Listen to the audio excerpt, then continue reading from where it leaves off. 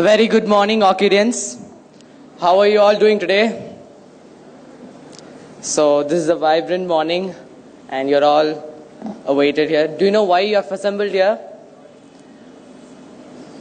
It's for the Youngestanis Conclave, and it's something great initiative. It's a great initiative by the TOS in recognizing innovative solutions around the world.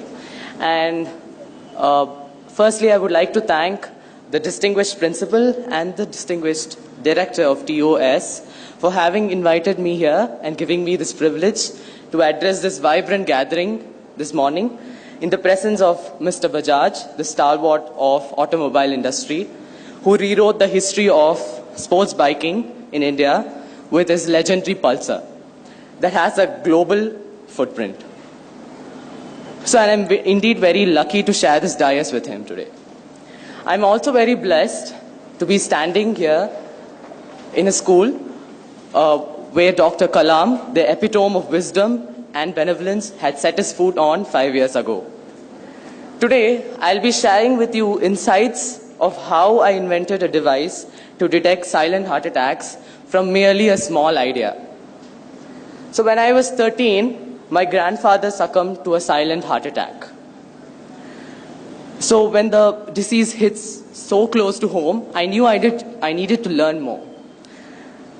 So I went online to find answers for this. So using the internet, I found a variety of statistics on heart attacks, and what I had found shocked me. So can we have the next slide, please? So over 85% of all heart attacks go unnoticed just because they cannot be diagnosed due to the lack of absolute symptoms. When someone has less than 2% chances of survival, that means less than two people out of every 100 has a chance of survival. Can we have the next slide, please? So why are we so bad at detecting silent heart attacks?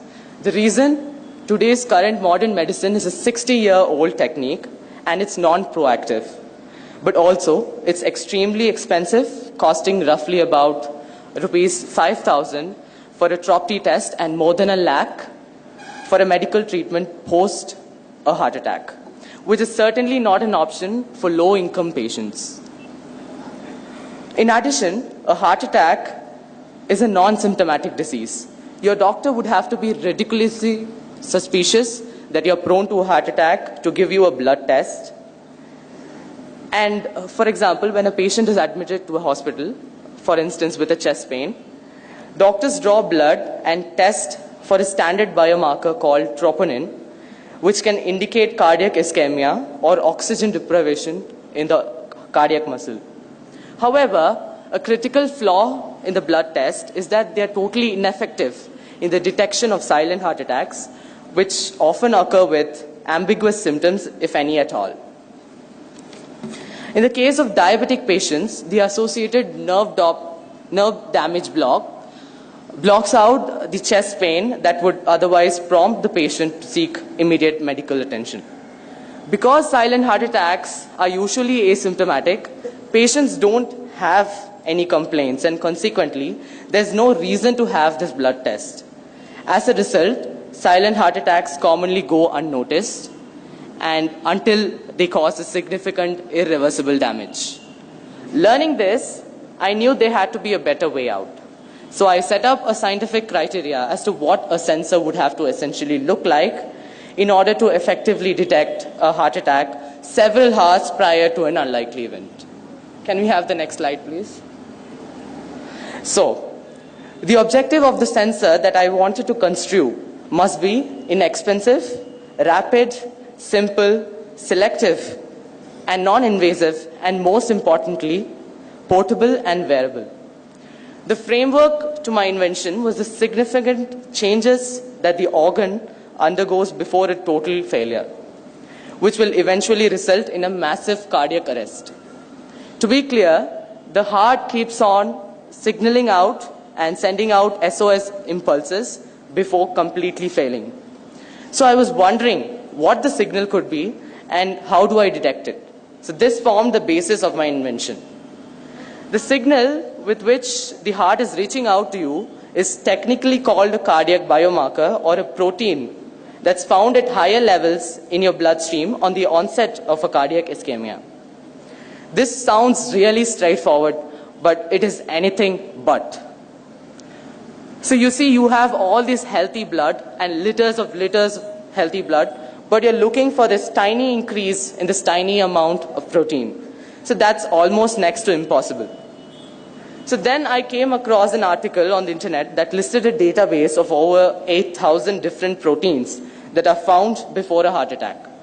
Now I decided to go and make it my new mission to go through all these proteins and see which one could serve as an optimal biomarker for a non-invasive detection of these asymptomatic heart attacks.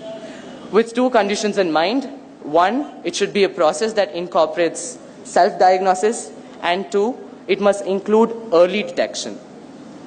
And so I'm just plugging out and chugging out through this gargantuous task, and finally, after innumerable tries, I find my protein.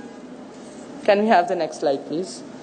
And the name of the protein that I located is called FABP3. And it's a protein that's found at levels close to 4 nanograms per ml in normal human beings.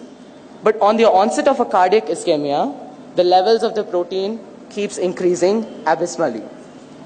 So that's the trigger point. So that's the signal that the heart is giving us. The key is that it is found in the earliest stages of a myocardial infarction or a cardiac arrest. So when someone has close to 100% chance of survival. So now that I'd found a reliable protein to detect, so I then shifted my actual focus to actually detecting that protein, and thus silent heart attacks. Now my breakthrough came in the most unlikely place for innovation, possibly the most unlikely place for innovation, my high school biology class, the absolute abhor or stifler of innovation. So, and I snuck in this article of protein differentiation from where I started my research, and but it was shortly afterwards that I discovered that my once brilliant procedure had something like 1 million holes in it. And over the course of 23 months, almost 23 months, I painstakingly filled each and every one of those holes. And the result? One small patch type sensor that costs rupees 900 and works 24/7. Can we have the next slide, please? So this is the patch. This is the patch type sensor. So, and this makes it about 200 times faster, over 5 times less expensive, and 100 times more sensitive than the current standard of detection. So how does it work? So once the sensor band is worn around your wrist, a very small magnitude of positive charge is induced to detect and accumulate these proteins, these negatively charged FABP3 molecules. And it sounds very simple, isn't it? But it's probably not. The most crucial part is post-accumulation of these proteins. So where I developed a unique spectroscopical method to non-invasively detect these proteins without taking a blood test. So it's completely non-invasive. You need not take a blood test, and you'll find out whether you're going to get a heart attack or not. So that's the best part, and that's where the secret formula lies as well. So the device will hence indicate to the patient that his FABP3 levels are taking a steady rise, and he has to seek immediate medical attention. One of the best parts of the sensor, though, is that it has close to 100% accuracy and can detect the coming of silent heart attacks in the earliest stages, 6 hours prior to the event. So when someone has close to 100% chance of survival. The sensor could potentially lift the silent heart attack survival rates from a dismal 5.5% to close to 100%. And so hopefully one day, with the help of these devices, we can always have those loved ones with us. And now to give you a brief idea about the current status of development of this device, I have a global patent pending for this device in 6 countries, including India. After signing a MOU with AIIMS New Delhi and the Ministry of Health and Family Welfare, Government of India, for the commercial production of the device earlier this year. The device now proudly holds clinical validation from AIIMS New Delhi, Tokyo University of Science, Japan, and the Royal Society of Medicine, London. It is likely to surface out by the end of 2018 for use by the public. Hadn't my parents supported me in all of these endeavors, be it initial funding until I got a grant from the president, or emotional support at the times when I had tons and tons of failures, I wouldn't have been here before you, presenting to you a device that has the potential to revolutionize modern medicine. Fellow friends, just remember, we are still on the shores of a vast ocean of scientific knowledge, which is unfathomable, waiting to be discovered by your inquisitive minds.